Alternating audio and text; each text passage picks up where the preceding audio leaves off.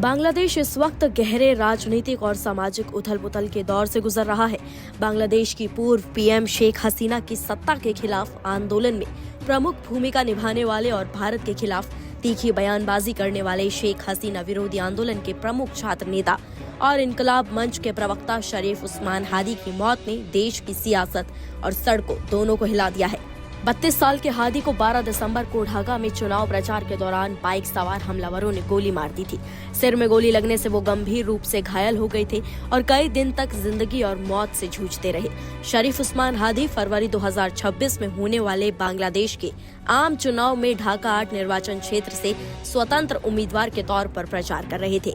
इनकलाब मंच पिछले साल बांग्लादेश में जुलाई विद्रोह के दौरान चर्चा में आया था, जिसके कारण शेख हसीना को प्रधानमंत्री पद छोड़ना पड़ा। गंभीर हालत में हादी को पहले ढाका के अस्पताल में भर्ती कराया गया, फिर एयर एम्बुलेंस के जरिए सिंगापुर ले जाया गया। सिंगापुर जनरल हॉस्पिटल में डॉक्टर्स ने हर संभव कोशिश की, लेकिन आखिरकार उनकी जान नहीं बचाई जा सकी। हादी की मौत की पुष्टि होते ही बांग्लादेश में शोक के साथ साथ गुस्से की लहर दौड़ गई। अंतरिम सरकार के प्रमुख मोहम्मद यूनुस ने एक दिन के राष्ट्रीय शोक का ऐलान किया और लोगों से शांति बनाए रखने की अपील की। हालांकि अपील के बावजूद हालात तेजी से बिगड़ते चले गए। ढाका समेत देश के कई हिस्सों में हिंसक प्रदर्शन शुरू हो गए। शाहबाग चौराहे पर हजारों लोग जमा हुए और प्रशासन पर हादी की सुरक्षा में नाकाम रहने के आरोप लगाए। देखते ही देखते प्रदर्शन हिंसा में बदल गए और कई जगहों पर आगजनी और तोड़फोड़ शुरू हो गई। हिंसा की चपेट में मीडिया संस्थान भी आ गए। बांग्लादेश के प्रमुख अखबार डेली स्टार और प्रथम आलो के दफ्तरों पर पथराव और आगजनी की गई। आग लगने के वक्त कई पत्रकार और कर्मचारी दफ्तर के अंदर मौजूद थे। सोशल मीडिया पर वायरल एक पोस्ट भी है, जिसमें एक महिला पत्रकार ने धुएं में फंसे होने और सांस लेने में दिक्कत की बात लिखी, जिसने हालात की भयावहता को सामने ला दिया। इधर इनकलाब मंच ने हादी की हत्या के दोषियों की तत्काल गिरफ्तारी की मांग करते हुए आंदोलन तेज करने का ऐलान किया है। पुलिस ने मामले में 2 मुख्य संदिग्धों की तस्वीरें जारी की है और जानकारी देने वाले को 50 लाख टका यानी कि लगभग 37.89 लाख भारतीय रुपए के इनाम की घोषणा की है।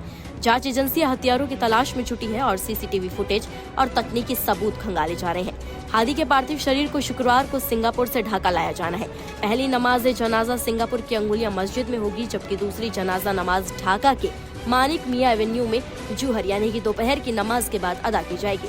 माना जा रहा है कि अंतिम विदाई के दौरान बड़ी संख्या में लोग सड़कों पर उतर सकते हैं, जिससे सुरक्षा एजेंसियों की चुनौती और बढ़ गई है। उस्मान हादी की मौत की खबर मिलते ही हजारों लोग शाहबाग चौराहे पर जमा हो गए और प्रदर्शन शुरू कर दिया। प्रदर्शनकारियों ने अधिकारियों पर हादी की रक्षा में नाकाम रहने का आरोप लगाया।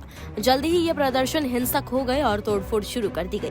ढाका में धनमंडी स्थित शेख मुजीबुर रहमान के घर में आग लगा दी गई। पिछले साल जुलाई विद्रोह के बाद इस घर को कई बार निशाना बनाया गया है। वर्तमान में ये बुरी हालत में है। राजशाही में प्रतिबंधित अवामी लीग के दफ्तर को भी आग लगा दी गई। आपको बता दें, हादी की मौत का असर बांग्लादेश की सीमाओं से बाहर भी दिखने लगा है। चटगांव में भारतीय उप उच्चायोग के बाहर प्रदर्शनकारियों ने जमकर नारेबाजी और पथराव किया। बिगड़ते सुरक्षा हालात को देखते हुए भारत ने राजशाही और खुलना स्थित भारतीय वीजा आवेदन केंद्र यानी कि IVAC को अस्थायी रूप से बंद करने का फैसला लिया। ये जानकारी IVAC की आधिकारिक वेबसाइट पर जारी एक नोटिस में दी गई है। नोटिस में कहा गया है कि मौजूदा सुरक्षा स्थिति के कारण 18 दिसंबर 2025 को राजशाही और खुलना के वीजा आवेदन केंद्र बंद रहेंगे। जिन लोगों ने आज के लिए अपॉइंटमेंट बुक किया था, उन्हें बाद की तारीख में नया स्लॉट दिया जाएगा। बता दें आपको, फिलहाल ये खुल चुका है। भारत विरोधी प्रदर्शनों और बयानों से दोनों देशों के बीच तनाव और गहरा गया है। इस पूरे घटनाक्रम ने बांग्लादेश के भविष्य को लेकर गंभीर सवाल खड़े कर दिए हैं। शरीफ उस्मान हादी की मौत अब सिर्फ एक राजनीतिक हत्या नहीं रह गई है, बल्कि ये उस असंतोष और अस्थिरता का प्रतीक बन गई है जो लंबे समय से देश के भीतर सुलग रही थी। आने वाले दिनों में ये देखना अहम होगा कि बांग्लादेश की अंतरिम सरकार हालात पर काबू कैसे पाती है और क्या यह हिंसा किसी बड़े राजनीतिक मोड़ की ओर इशारा कर रही है। फिलहाल खबर पर आपका क्या कहना है, कमेंट सेक्शन में हमें अपनी राय जरूर बताएं।